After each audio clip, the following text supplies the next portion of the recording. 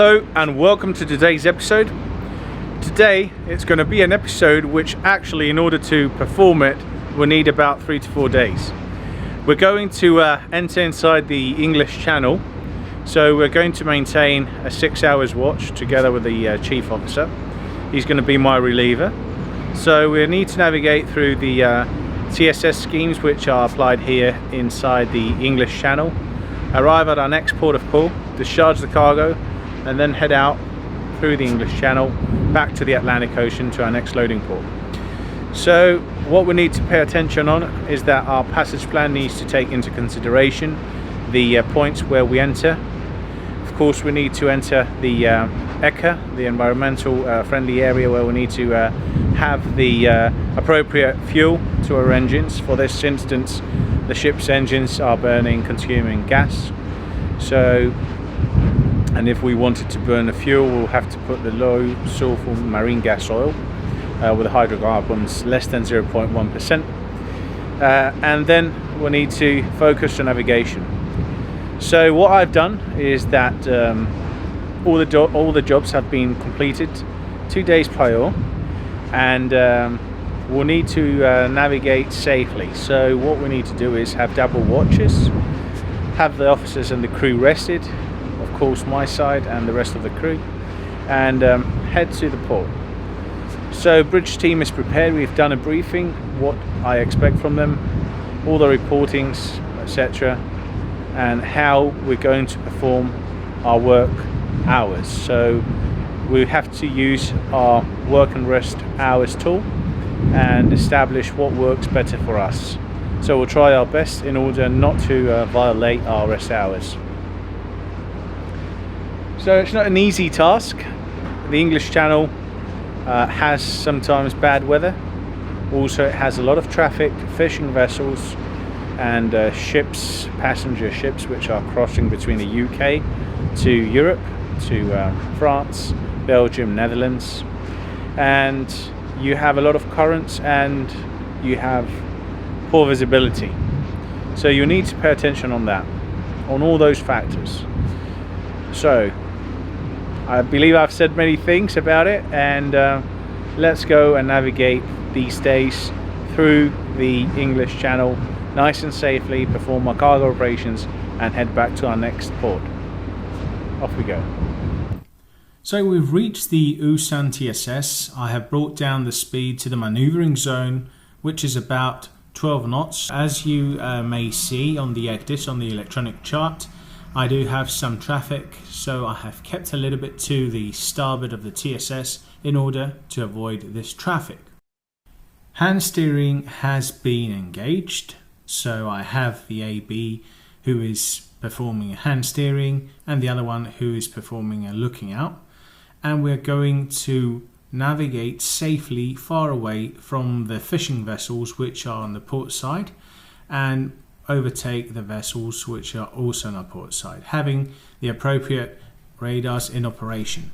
After passing clear, we will art course to starboard to a north-northeast direction, and we will head to the Casquettes TSS, which is covered by the Joburg TSS. So there we'll keep contact, and eventually we'll navigate here as we did at night. Again, the anticipated traffic was okay without any concerns for our navigation. The chief officer relieved me and he navigated during this TSS without any issues. So it was a good time for me to take a short rest until the next morning, where we will perform the pre-arrival tests. So let's go now and have a look how it went.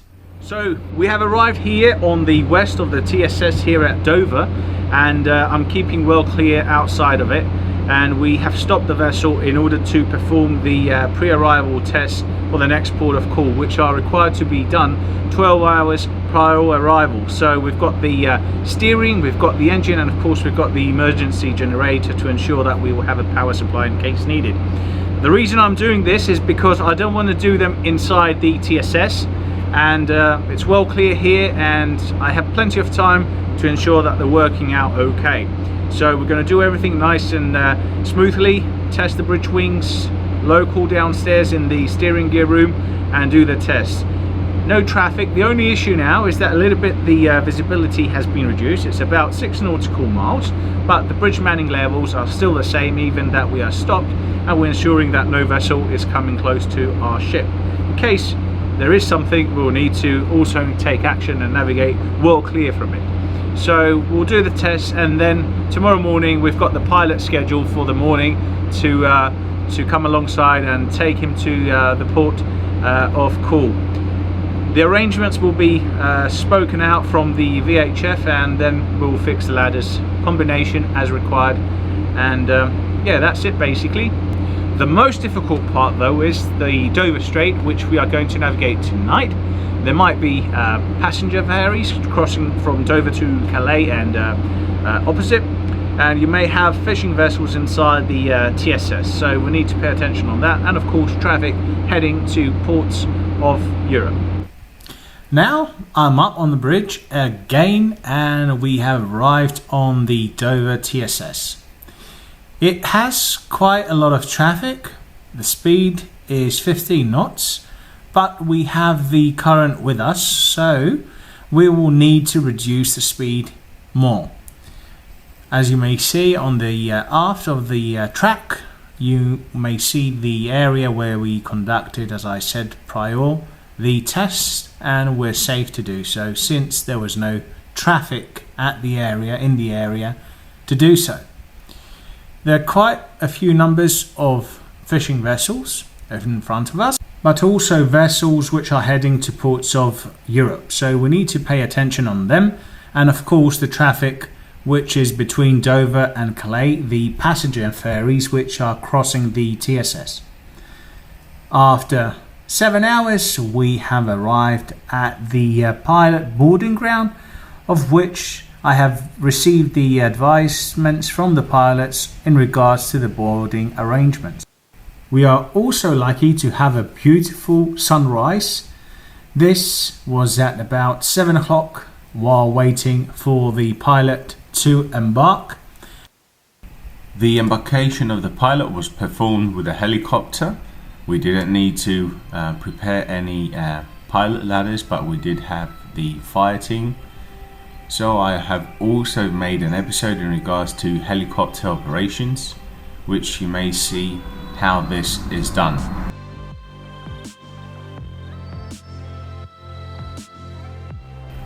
After exchanging information with the pilot and reviewing the passage plan, the pilot took the con and we headed towards the port.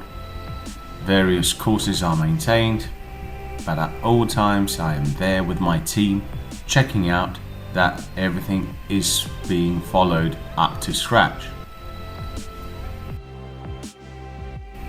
Very good weather conditions with no traffic, only some tugboats which were navigating towards the port, and that was all. We executed a turn in the turning basin of this port, and then we started moving astern, of which we will move on the starboard bridge wing in order to check how the vessel's movement is going towards the berth. For this turn, the bow thruster was utilized in order to accommodate the turn. Not that it was really wanted, but it's good to use it when you can. We totally made fast 4 tugboats, which were there to assist further during the final stage of the mooring in order to bring her in the correct position. After aligning her in a while, we will start our movements of our engines astern, and off we go now, off to the starboard bridge together with a pilot.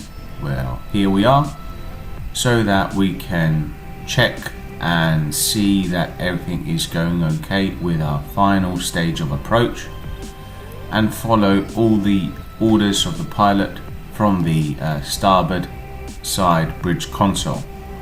The mooring teams have been deployed forward and aft, and from this time and after we will start lowering the mooring lines 1 meter above the water, where the mooring boats will come and pick them up so that they will take them to the required mooring dolphins to make fast the ship.